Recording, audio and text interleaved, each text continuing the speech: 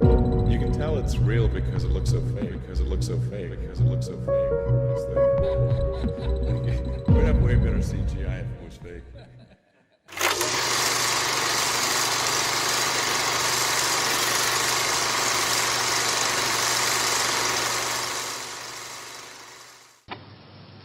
King of Kings, size. Yes. Very surprised we got you to come here, Mr. Larkin. Well, I couldn't see what the CWNS would want with me. Still can't. Know anything about us? Oh, I heard one or two things when I was working with the BBC. What'd you hear? CWNS set up midway between the government and the TV companies. Anytime the newsreel boys put out stuff with security classification, wars, weapons, political leaks, they get their film through this office. What do we know about you? Larkin. Robert Santor. Yes, it's a family name. Good family. Good education. But you turned your back on all that, didn't you? Tried a little bit of everything. 1955, you wrote some plays for the BBC, then worked for them as a story editor. 1961, you got a 3-year contract as a director, which you didn't renew. Oh, the BBC weren't paying money. Well, you're in the money now, aren't you? In 1968. There's your flat in Holland Park, your cottage in Hampshire, 2 children. And a dog and a cat who commute with us to the country at weekends. Well, maybe you knew that already. 6 years ago, there were those shows you did on alcoholism, blood sports, slum clearance. People called you bright. Very bright. There were other words they used. Hard-hitting, vital. Now you do only 4 shows a year. The critics call them brilliant. They're high in the ratings, and they're, well, they're soufflés. Little soft in the center. Don't think I'm complaining. Oh, you can complain if you want to. Just call it a friendly professional interest. I'd like to know what happened to alcoholism and blood sports. Call it reaching the age of 35. Call it school fees, 2 fixed addresses. Call it joining the establishment. Call it being a socialist for 15 years in a country that'll never be socialist. Good. There's your wife, Rachel. You married the girl next door. Your 2 children, Rebecca and Daniel, nice little family. 3 years ago, you got yourself a girlfriend. It was serious. Where the hell did you get that from? Just tell me where it stops. Lasted for 18 months. Your wife never knew about it, even when you nearly decided to leave her. Who are you? It's the initials JG, that's all I know. Never met you before in all my life. July the 25th, 1966. You finally decided to break it off with this woman. You said you loved her. You said you loved your children. It was 2 against 1. You had to add it up like that. No. Sorry, your cigar is burning my desk. Sheila told you all this? We have ways of finding things out. But why? If it's blackmail, the thing won't hold water. It's all in the past. Well, there'd be pain, of course, for Rachel and the children. But you wouldn't get anything else out of it. No, it isn't blackmail.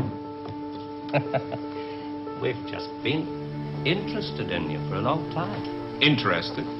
You went back to your wife because you said it was 2 against 1. I call that very responsible. We're interested in very responsible people. In fact, we have a little index for them. We call it their power quotient.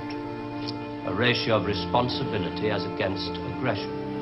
Yours is very low. 0.2. It's very low. Just what we need. Sit down. Please. I'm sorry, the language must seem rather strange at first, but we take it very seriously. Just to show you how seriously, I'm going to tell you how we checked up on you. We call these things surgical transmitters. One was fitted inside you when you went into the Charing Cross Hospital 3 years ago. Appendix, wasn't it? Transmitter? Are you trying to tell me that you listen to every word I say? A machine does. Untouched by human hand. There's a little gadget in these things that ties up with the pulse rate. Puts a bleep onto anything that you're excited about saying. British. Power quotient. Surgical transmitters, high-speed tape. It's Doctor Who. I'm for the real world, Jack. Good afternoon. I shall just have to give you an example. On July the 26th, 1966, you were talking to this girl, Sheila, about love. You said to her, I quote, "The kind of love I have for you, Sheila, well, it's bed love and it's more. It's staying in bed till 6 p.m. and saying I can't go to the office today. It's eating breakfast at twilight, laughing at leaves on the pavement." I don't believe there's any such thing as these surgical transmitters. You got Sheila to tell you all this, then you wrote it down the way I might have said it. You're a good guesser.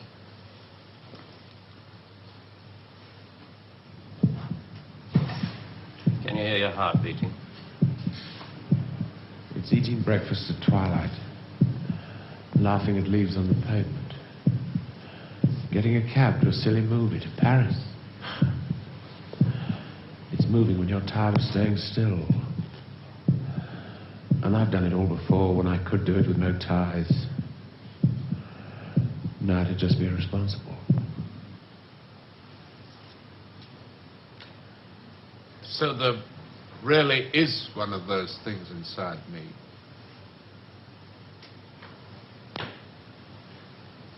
What do you want? We want people with low power quotients. We want them to work for us. Nothing more sinister than that. All this just to offer me a job. Special sort of job.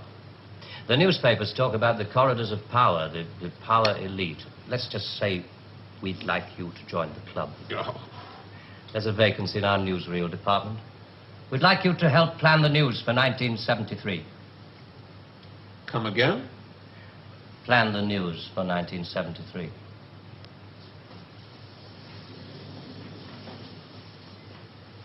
What are you doing? I just want to make sure the sunlight's real.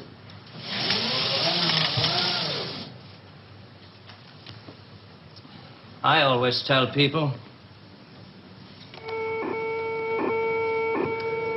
news is the most highly developed form of fiction.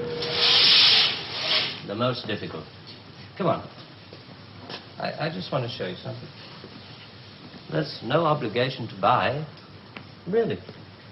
News requires imagination. News requires responsibility. We think you're well qualified. Please. Double A security, sprinkler systems and other services do not operate beyond this point.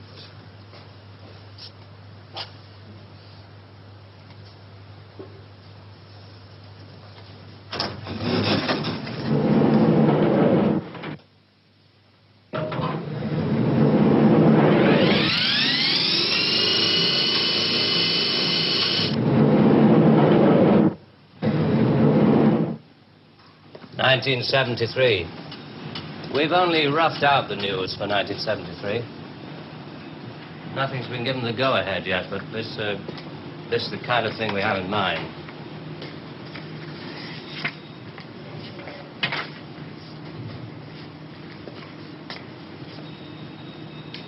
Come.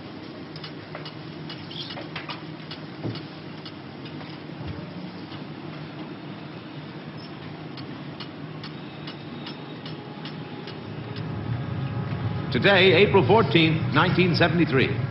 First historic pictures by Radstar of the combined U.S.-Russian landing on the moon.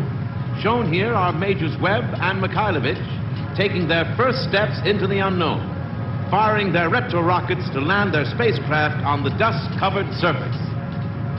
A comforting note for us stay-at-homes, both the Pentagon and the Kremlin have announced that the moon has no strategic value.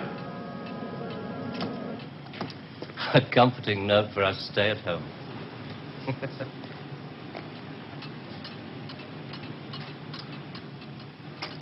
I can't show you any film on this next model. We haven't photographed it yet. But this is the way it will sound. June the 22nd, 1973. The State Department releases film of the ultimate weapon, codenamed Icarus. This satellite is equipped with a solid reactor. In layman's terms, it can freeze air solid, stopping all missiles, killing all forms of life. Icarus orbits at the same speed as the Earth, can hang in position over every major city that threatens the peace-loving nations. Rather proud of this one. Come on.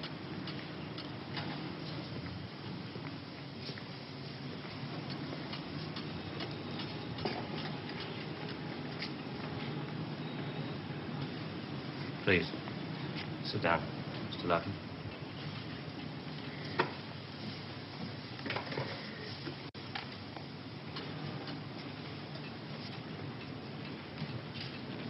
September the 5th, 1973. The new phase in global warfare. War by example. At 4:32 our time, China took out the remote Indian border village of Bandor, unprotected by the Icarus network. After the first 2 5-megaton H-bombs had fallen, the 9-way hotline finally Switch had it off. effect. But This is going to happen in 1973. You're going to make this happen? No. We're going to make models, much cheaper. Then we photograph the models. Fake newsreels. That's fake newsreels. For the past 10 years, people have been looking at our fake newsreels and listening to our fake commentaries. And they accept it for the truth. And you can do it. Stop 100 people in the street. How many of them have actually seen a missile or a satellite? They're just told they exist and they believe it. Yes, you're getting there. I knew you would. Well, now the moon rocket and the satellite, that you can get away with. That's too remote for people to grasp. It's too far away. But this... I mean, you invented this village on the Indo-Chinese border. Oh, yes. Well, somebody could check up. Very mountainous territory up there. There'll be no survivors in 1973. No rescue work. Radiation scare. Yes. You can do it. This could be the news for 1973. Not necessarily exactly like this. We only plan in detail 1 year ahead. Oh, you only plan 1 year ahead. Hey, tell me, what is the news item that's bothered you the most in the past year, 1967? Oh, well, it has to be the new American intercontinental ballistic missile, the Boy Wonder, doesn't it? Just the one I asked him to set up for you. The new ICBM, codename Boy Wonder, with a much talked about Mercury warhead. I haven't any special effects up here, but perhaps with the proper sound. Blast off. And Robert Larkin, television director, high IQ, 35 years old, is scared. Scared by nothing. It doesn't work. It's a scientific impossibility. The same goes for the much talked about Mercury warhead. Perspex. Well, if this rocket doesn't work, then the others... They have a fireworks party at Cape Kennedy almost every other day. Well, you didn't really believe there were all these things whizzing about up there, did you? Sputniks and rockets. Astronauts crossing their legs for 8 days. How long has this been going on? Since Hiroshima. And the H-bomb, you mean, that doesn't work either? Right. Dirty. Very, very dirty. What was your first reaction? Relief. Oh, yes. Yes, it has to be relief.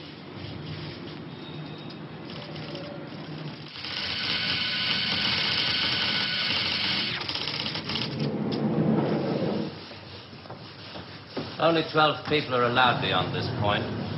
Most of them work in the photographic department, taking phony newsreel pictures of our models and processing film and so on. Sit down, please.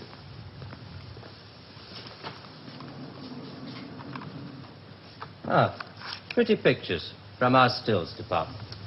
The Boy Wonder. Do you really think that missiles and satellites are mile out of country? No, not at all. I've only shown you the hard news. There are other things, much softer things we thought might interest you. Well? 1973, we thought it might be time for an anti-teenage movement. A long-awaited return to maturity. Sherry. Perhaps even a religious revival. Oh, I see. You want me to arrange the grand opening of Ruislip Cathedral. 1st of October, 1973. Mark the date down in my 10-year diary. We are very serious about you. There are things about you we like very much. Qualities you have to offer. Qualities that we perhaps don't possess at the moment. That's great.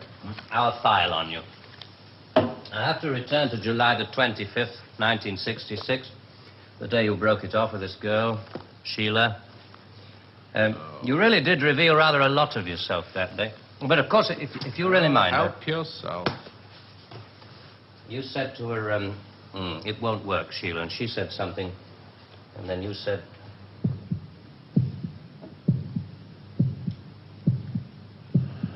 You remember I went away with Rachel and the kids to the seaside? It was midweek and this huge stretch of sand was empty. Just a circle of footprints around 3 sandcastles and tracks out to sea.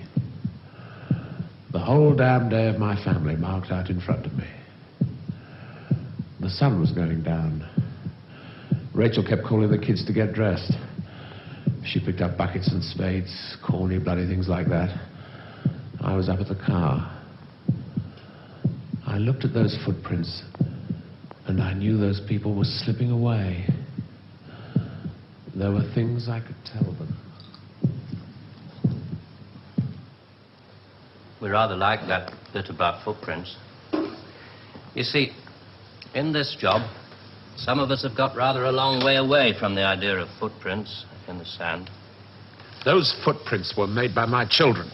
Now, you want me to scare the hell out of them with every bomb from A to H inclusive. Well, why? I mean, when did it all start? 1945. You may remember the Americans let off their 2 atomic bombs. Well, they didn't want other people doing the same thing. I mean, you do see that, don't you? Oh, I don't know. Well, to scare the people off, the Americans put it out that the atomic bomb was halfway along the line to something much bigger, the hydrogen bomb. It didn't work. They spent 5 years in negative research. Well, what about the Russians? They're supposed to have quite a pile of these things. We were surprised when they started their tests. Then we got a few feelers from their Secret Service.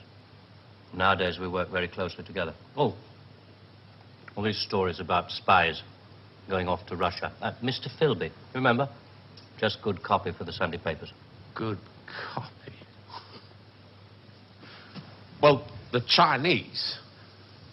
I mean, they've just announced their bomb. Yeah, we played along with it. We recorded their phony explosion. We're rather hoping the Chinese will come along, complete the pattern, you know. In Vietnam, hundreds of people are being killed every week. Well, you can't do that with your models. No. And you can't cure people of bad habits in 2 generations. They like to carry rifles. They like to put lines on maps. And we let them because we control the situation. There's no danger of world war. Just a simple choice for everybody. Capitalism or communism. Strawberry or vanilla. It all adds up to the same thing now we've got rid of the big bangers. Well, how can you be sure that Johnson, Kosygin aren't working on other things? Poison gases, bacteria. Pathetic man of your intelligence. You don't want to destroy the world, neither do I. What makes you think that presidents are different? Well, they've made some pretty good stabs at it in the past. There wasn't the right sort of control then. Nowadays we know better. Politicians are easy to control. The grosser mentality boys who like to be photographed getting in and out of Daimlers in Whitehall. They come right at the bottom of our organization. A few rungs up the ladder, there are the people in the top secret factories. Just those in a position to know they're making weapons that don't really work. There must come a time when somebody wants to use one of those weapons. I mean, somebody is standing there with a finger on the button. Well, that's the beauty of it. Nobody presses the button. We control all the crises. We build them up and we shut them down. We. Again. Yeah, I'm coming to that. Near the top of the hierarchy, there are the economists, top civil servants, top brass in the military. Those men who are supposed to view the nuclear tests and so on. And above them, CWNS. Right at the top. Classified World News Service. Just who the hell are you? It's obvious, isn't it? Just a very few of the top people in communications in every major country in the world. Oh, you mean you run all these magazines? No, of course not. We just get them to take some of our copy every week. Television is much more important to us. It all happens so quickly. You say you can put out what pictures you like on television. Doesn't anybody try to stop you? No, nobody wants to.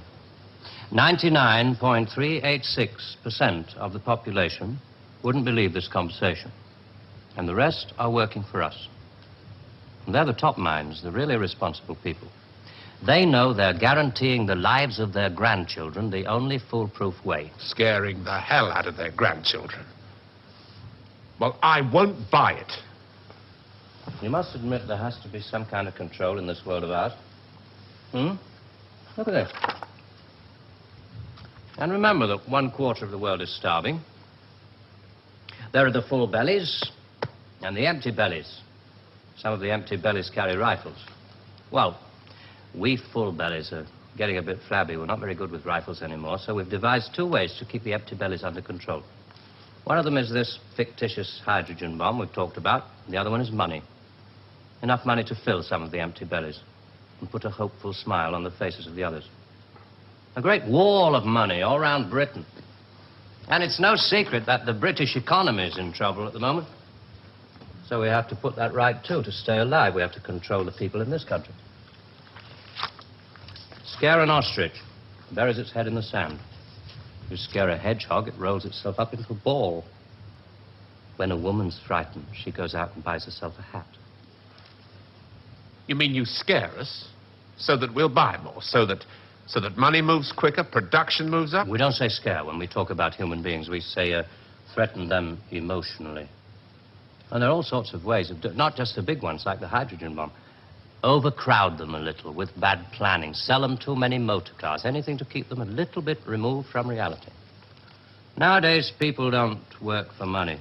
They work for the idea of money. They don't even love for love. They love for the idea of love. They only hate for the idea of hate. It took us 5 years to find a non-addictive drug, one we could pay off against the hard drugs. LSD. You marketed that? Oh, yes, of course. And for a very good reason. Some of these protest movements were getting a little bit too close to the mark. LSD gave them nice little hallucinations. Made them talk like 3-year-olds. Throw flowers at policemen. Shall we talk terms? You're not still going to ask me to work for you? I'm afraid I've had to put all this rather bluntly. You see, there wasn't really very much time. It must be rather a shock. Most people realize that the world is controlled from about 6 big cities. But it must be rather shocking to learn that 1/6 of the world is controlled from this building. You mean you? Oh, no. I only rate an office on the 7th floor. There are 2 other offices above this one. And a giant computer system. Link number 4 in world control. A computer? And what's so remarkable about that? It's just a machine that can store a vast amount of information. A machine that knows too bloody much. Now you're being hysterical about it. Computer's very simple. You feed data into it. Anything from the Wall Street closing prices to the North Atlantic weather reports. And you get decisions. That machine's taken you over. It's just a machine. Extra hands for the people who know how to control it. Well, this one above us, it's square in a box. Yeah, I suppose you could call it square in a sort of a box. Do you know why I go away at weekends? To get away from people in boxes. They live in boxes. They get their thoughts, their problems, and their answers out of boxes. And I like to get away at weekends because they're not people anymore.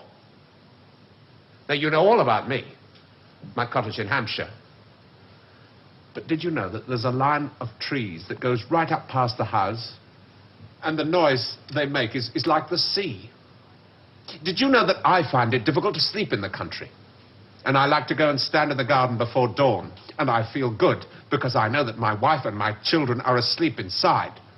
And I like to go out and walk past the wet hedgerows until I can see pasture land and the smoke from the cottages in the This village. may be all very well for one of your grassroots programs, but I'm afraid time is running out. I ought to tell you, we pay a great deal of money. We can afford to. We save such a lot on things like the national defense budget, so on. We would start you off at £250,000 a year. Oh. Rising to £1 million when you make the Ministry of Morality, which I know you will. Will you let me out of here? One little point. I should have told you about these surgical transmitters.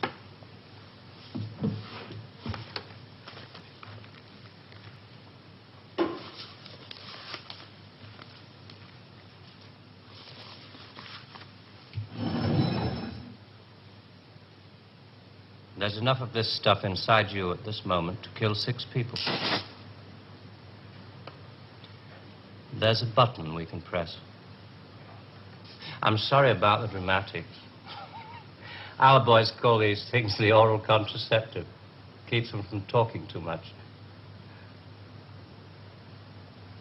So there must be one of those transmitters inside you.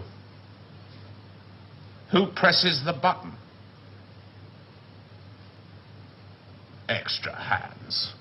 All this stuff about the computer being extra hands for the men who know how to control it. That machine controls you.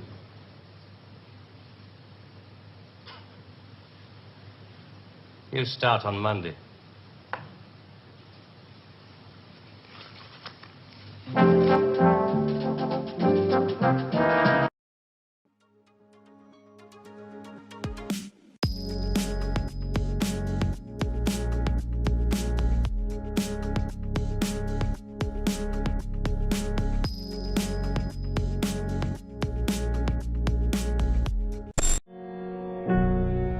But how do we know the Earth is not flat? The Earth is flat.